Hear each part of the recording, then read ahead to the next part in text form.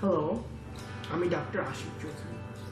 আজকে আমরা কথা বলবো পার্কিনসন্স ডিজিজ কি গাড়ি চালাতে অসুবিধা করে কিনা সেই সম্পর্কে। পার্কিনসন্স রোগ এবং এর ওষুধের পার্শ্ব প্রতিক্রিয়া হিসেবে আপনার গাড়ি চালানোর ক্ষমতাকে ক্ষতি করে। আপনার বয়সও একটা ব্যাপার, যেহেতু এই রোগ আপনার বয়সের সাথে সম্পর্ক যুক্ত।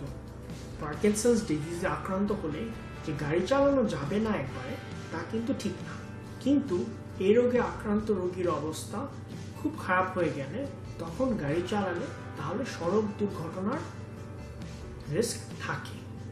কাজেই সেক্ষেত্রে আপনাকে বুঝতে হবে যে গাড়ি চালানো আপনার জন্য কতটুকু উপযুক্ত। নিরাপদ নয় এমন অবস্থায় গাড়ি চালানো নিজের জন্য যেমন ক্ষতিকারক তেমনি অন্যের জন্য ক্ষতিকারক।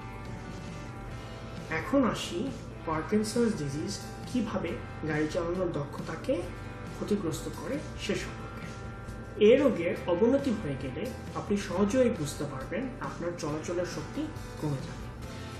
যেহেতু এই রোগ অনেক ধীরে আক্রমণ করে সেহেতু অনেক রোগী এটা বুঝতে অনেক সময় লাগে। মনোযোগ, চিন্তা শক্তি এবং অনুভূতির শক্তি কমে যাওয়া এই রোগকে শনাক্তকরণে অনেক সাহায্য করে।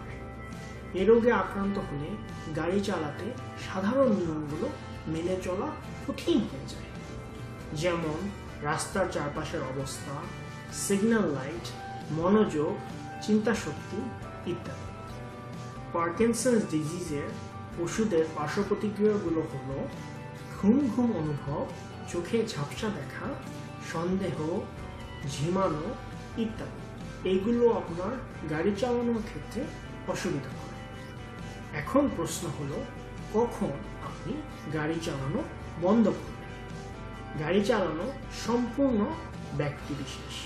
অনেক লোক খুব দৃঢ় থাকে তার গাড়ি চালানোর দক্ষতা সম্পর্কে, তাই তার গাড়ি চালানোর অক্ষমতা সে সহজে বুঝতে পারে না। আপনার গাড়ি চালানোর দক্ষতা সম্পর্কে আপনার পরিবারের অন্যান্য সদস্যদের অথবা অন্য কেউ যে সবসময় আপনার কাছে থাকে তাকে জিজ্ঞেস করতে পারেন। তাদের মতামতে খুব গুরুত্ব দিবেন। সবকিছু বোঝার পরেও যদি আপনাকে গাড়ি চালাতেই হয় তাহলে ব্যস্ত রাস্তায় কিংবা রাতে কিংবা বৃষ্টির মধ্যে বা খারাপ আবহাওয়ায় গাড়ি না চালানো ভালো।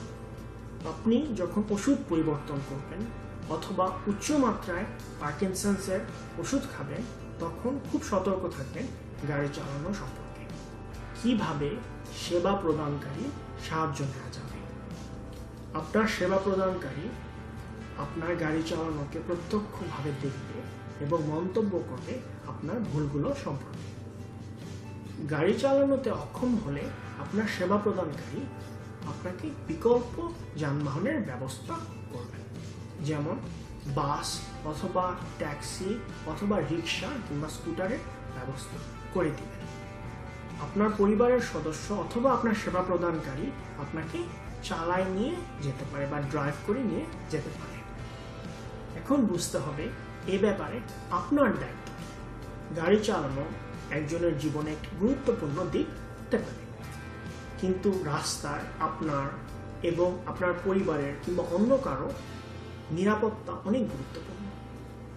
যদি মনে করেন আপনার গাড়ি চালানো নিরাপদ নয় তাহলে আপনার চিকিৎসকের পরামর্শ নিন। ওরাল পার্কিনসন প্রোগ্রামে আমরা পার্কিনসন্স ডিজিজ এর রোগীকে তাদের রোগ মুক্তিতে সাহায্য করে থাকি।